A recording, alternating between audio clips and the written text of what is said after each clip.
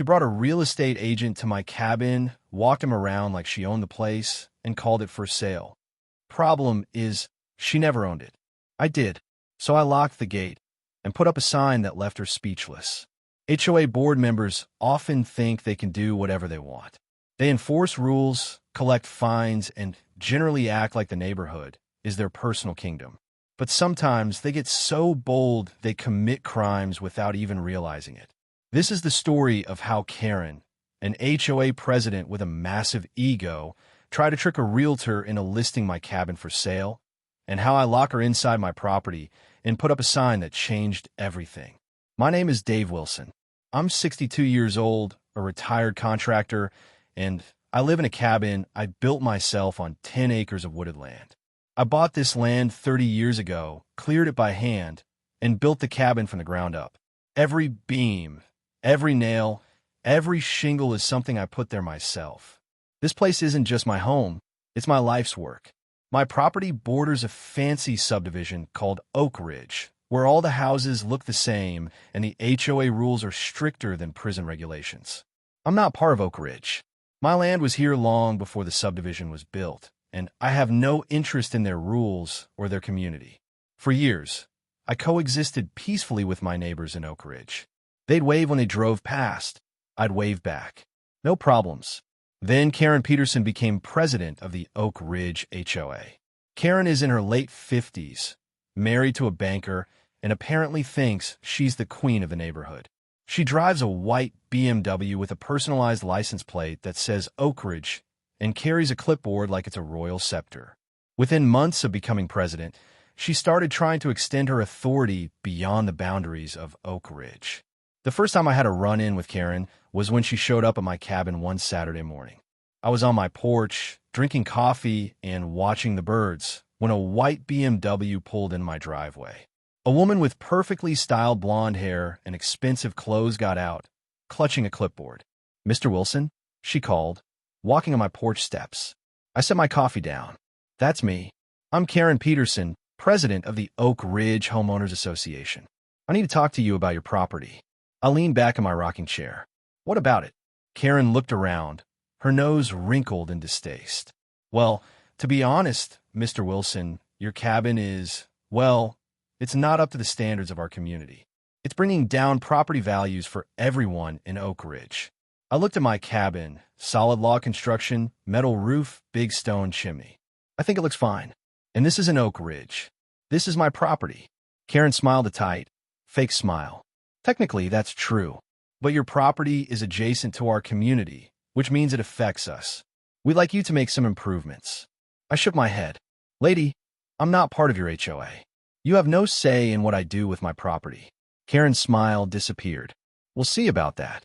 She turned and marched back to her BMW, then sped off, kicking up gravel from my driveway. I thought that was the end of it. I was wrong.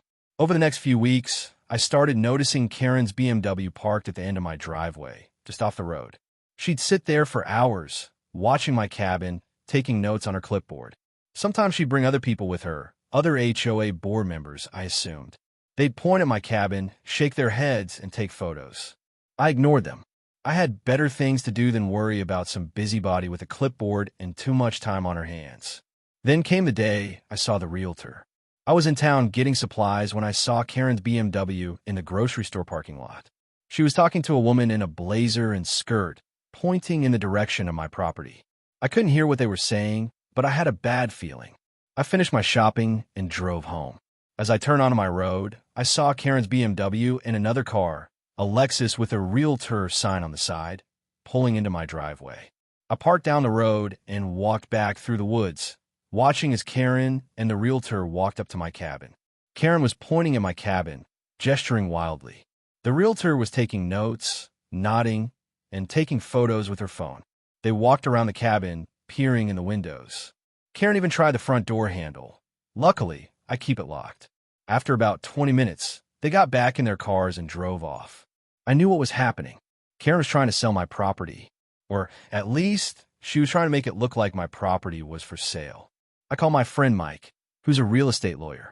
I explained what I'd seen. Mike was furious. "That's illegal, Dave," he said. "She's committing fraud by trying to list property she doesn't own. We can stop this. I smiled. I have an idea, but I'm going to need your help. I explained my plan to Mike. He loved it. That's perfect. Let's do it. The next day, I went to a local sign shop and ordered a custom sign. Then I called a locksmith and had him install a new, heavy-duty gate at the entrance to my property, complete with a keypad lock. A week later, Karen showed up again with a realtor. This time, they had a couple with them, a young man and woman who looked like they were house hunting. Karen was pointing at my cabin, talking animatedly, while the realtor nodded and took notes. I waited until they were all standing on my porch. Then I walked out of the woods, holding my new sign. "Can I help you folks?" I asked, walking toward my cabin. Karen spun around, her face turning white when she saw me. "Mr. Wilson, what are you doing here?" I laughed. "I live here, Karen. What are you doing here?" The realtor looked confused. "I'm sorry, who are you?" "I'm Dave Wilson. I own this cabin and this land." "Who are you?" The realtor looked at Karen, then back at me. "I'm Jennifer, with Oak Ridge Realty." Karen told me this property was for sale. She said she was the owner. I raised an eyebrow. "Is that so? Karen, are you the owner of this property?" Karen was speechless, her mouth opening and closing like a fish out of water. The young couple looked uncomfortable. "I think there's been some mistake," the man said. "We were told this cabin was for sale." I smiled. "It's not for sale. It's my home, and Karen here doesn't own it. She's the president of the HOA next door, and she's been trying to bully me for months." Jennifer, the realtor, looked horrified. "Karen, you told me you own this property. You said you wanted to list it." Karen finally found her voice. It's a misunderstanding. I thought I owned it." I shook my head. "No, you didn't. You knew damn well this was my property. You were trying to commit fraud." I turned to the young couple. "I'm sorry you were dragged into this. Karen here has been harassing me for weeks, trying to get me to sell my property or make improvements to suit her HOA. When I refused, she apparently decided to try to sell it herself." The young woman looked at Karen. "You try to sell someone else's property? That's illegal." Karen was panicking. "It's not what it looks like. I can explain." I held up my new sign.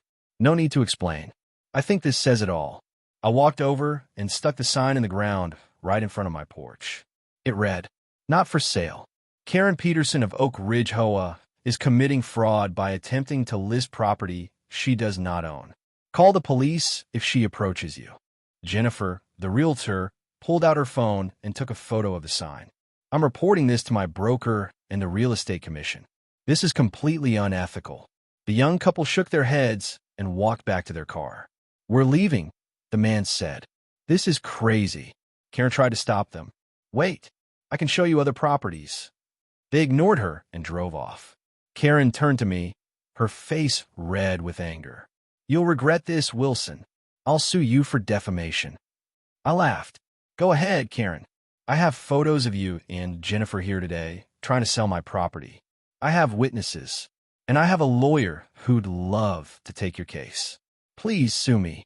Karen sputtered for a moment, then turned and stormed back to her BMW. Jennifer, the realtor, followed her, still taking photos. But I wasn't done yet. As Karen tried to drive away, she found that the new gate I'd installed was closed and locked. She couldn't get out. I walked over to her car, holding the remote for the gate. "Looking for something, Karen?" Karen rolled down her window. "Open this gate right now. You're illegally detaining me." I shook my head. "No, I'm not. You're on my property, which you entered under false pretenses. I have every right to keep you here until the police arrive." Karen's eyes widened. "The police? You didn't call the police." Just then, we heard sirens in the distance. Karen's face went pale. 2 sheriff's cars pulled up to the gate. I opened it with my remote, and they drove in, parking behind Karen's BMW. A deputy got out and walked over to us. "What seems to be the problem here?" he asked. I explained the situation, how Karen had been harassing me for weeks, how she'd brought a realtor to my property under false pretenses, how she tried to sell my cabin without my permission. The deputy looked at Karen. "Ma'am, is this true?" Karen was sweating. "It's a misunderstanding. I thought I owned this property." The deputy shook his head. "Ma'am, property records are public. A quick check would have shown you that this land belongs to Mr. Wilson." You committed fraud by trying to sell property you don't own. Karen started crying. I made a mistake. That's all. The deputy wasn't buying it. Ma'am, I'm going to need to see your ID and write you a citation for fraud and trespassing. Karen handed over her license, sobbing uncontrollably. Jennifer, the realtor, was busy on her phone talking to her broker and the real estate commission. The deputy wrote Karen a ticket and told her to leave. As she got in her BMW, she glared at me. This isn't over, Wilson. I smiled. Oh, I think it is, Karen. I think it is. Karen drove off, and the deputy followed to make sure she left the area. Jennifer stayed behind, apologizing profusely. I had no idea, Mr. Wilson, she said. Karen told me she owned this property and wanted to list it. She even showed me fake documents. I nodded. I know, and I appreciate you being honest about it. Jennifer handed me her card. If you ever decide to sell, please call me. I'd be honored to list your property legitimately. I took her card. Thanks, Jennifer. I'll keep that in mind. After Jennifer left, I went inside my cabin and called Mike, my lawyer. He was thrilled with how things had turned out. Dave, this is perfect, he said. We have evidence of fraud, we have a police report, and we have a witness who will testify that Karen tried to sell your property. We can sue her for damages. And that's exactly what we did. We filed a lawsuit against Karen for fraud, trespassing, and intentional infliction of emotional distress. We also filed a complaint with the Real Estate Commission and the State Attorney General's office. Karen was in hot water. The Real Estate Commission launched an investigation, and the State Attorney General's office opened a case against her for fraud. The HOA board suspended her from her position as president, and she became a pariah in the community. The lawsuit was settled out of court. Karen had to pay me $50,000 in damages, issue a public apology in the local newspaper, and promise never to set foot on my property again. She also had to resign from the HOA board permanently. As for me, I put up a bigger, more visible sign at the entrance to my property. Private property, not for sale, not part of Oak Ridge HOA. Trespassers will be prosecuted. I also installed security cameras all around my property, just in case Karen or anyone else got any ideas. The lesson? Power doesn't give you the right to take what isn't yours. And when you try to sell someone else's home, don't be surprised when they lock the gate and call the cops. Because some of us know our rights, we know the law, and we're not afraid to stand up to bullies. Subscribe for more stories about HOAs getting what they deserve.